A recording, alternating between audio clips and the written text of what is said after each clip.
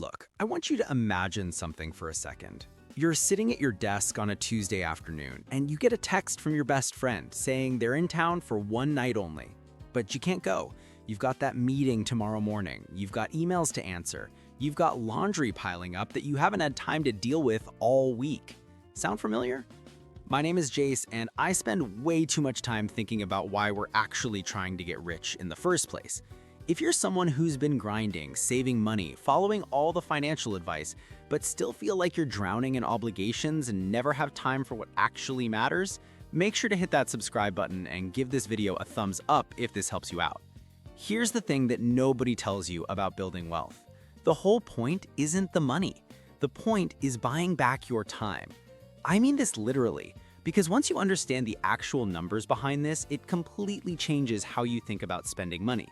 The average American spends 8.8 hours per week on household chores, according to the Bureau of Labor Statistics.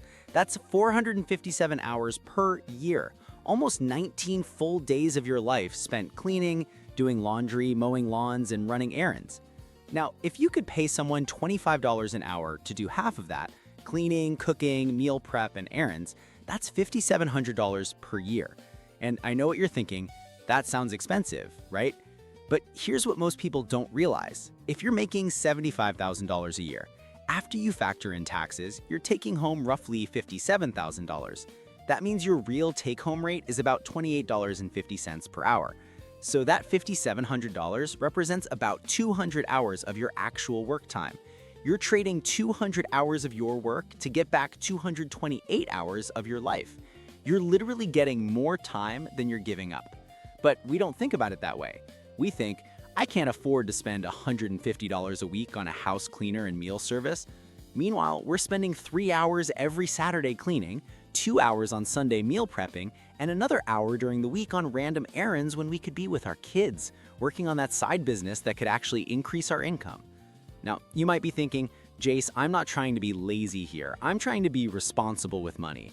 And look, I get it. I really do. We've been taught that doing things yourself is virtuous and paying for convenience is wasteful. But this is where it gets really interesting, because that mindset is actually keeping you poor.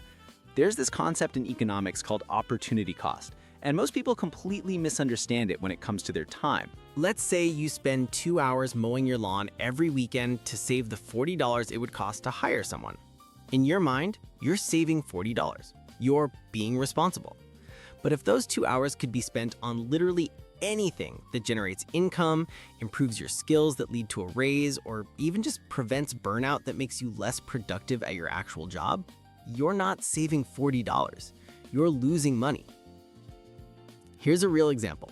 Let's say you're a software developer making $90,000 a year, and you spend 4 hours every weekend on chores and errands. That's 208 hours per year. If you spent just half of that time, 104 hours, learning a new framework or building a side project, and that led to even a $5,000 raise or some freelance income, you've made way more money than you, quote unquote, saved by doing your own chores. But more importantly, you've invested in yourself instead of just treading water. A Harvard Business School study found that people who spent money to buy themselves out of unenjoyable tasks reported significantly greater life satisfaction than those who didn't, regardless of income level. And this is the key part, regardless of income level. It wasn't about being rich. It was about the psychological freedom of knowing you control your time. The researchers found that this effect held true whether you were making $40,000 or $400,000 per year. Think about the math on this over a lifetime.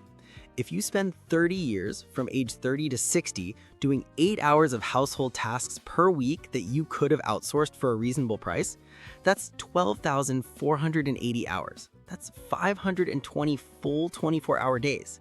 That's almost a year and a half of your life spent folding laundry and scrubbing toilets. Here's what this actually looks like in practice. I'm going to give you 4 specific ways to start buying back your time right now, even if you're not wealthy yet. First, calculate your real hourly rate. Take your annual income after taxes and divide it by $2,000. That's roughly what 1 hour of your working life is worth.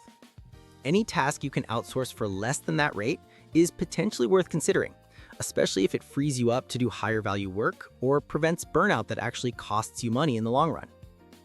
Second, start with the tasks you hate most. Not the most expensive ones, the ones that drain you emotionally. Maybe that's meal prep and you end up eating expensive takeout anyway because you're too tired to cook. Maybe it's yard work that takes up your entire Saturday. Maybe it's cleaning that you procrastinate on until your living space stresses you out. Whatever makes you go, "Ugh," every single time, those tasks are costing you more than money, they're costing you mental energy and motivation. Even spending $100 a month to eliminate your most hated task creates an immediate quality of life return. For the price of a couple streaming subscriptions and eating out once, you could get a house cleaner twice a month. That's not a luxury. That's an investment in your mental health and productivity. Third, batch and outsource your errands. Look, grocery delivery costs maybe $10 extra per week. That's $520 a year. But it saves you 2 hours of shopping, driving, and unloading. That's 104 hours. If you use even a quarter of that time to meal prep efficiently, learn a valuable skill, or work on a side hustle, you'll make that $520 back and then some. Fourth, and this is crucial, actually use that bought time intentionally. This is where most people fail. They hire a cleaner, then spend those 3 hours scrolling on their phone or watching Netflix. Look, rest is important. But the whole point of buying back time is to redirect it toward things that either make you money, make you better, or make you genuinely happier. Otherwise, you're just spending money without getting the real benefit. The shift here is fundamentally psychological. We've been programmed to think that spending money on things we could technically do ourselves is wasteful or indulgent. But your time is literally the only non-renewable resource you have. You cannot make more time. Every hour you spend on a task someone else could do for less than your hourly rate is an hour you're choosing to stay stuck. Think about it this way.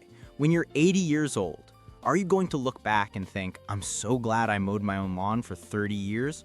Or are you going to wish you'd spent those 1,500 hours with your family, on your hobbies, building something meaningful, or just being present for moments that mattered? The real reason to get rich isn't to buy fancy cars or impress people at your high school reunion.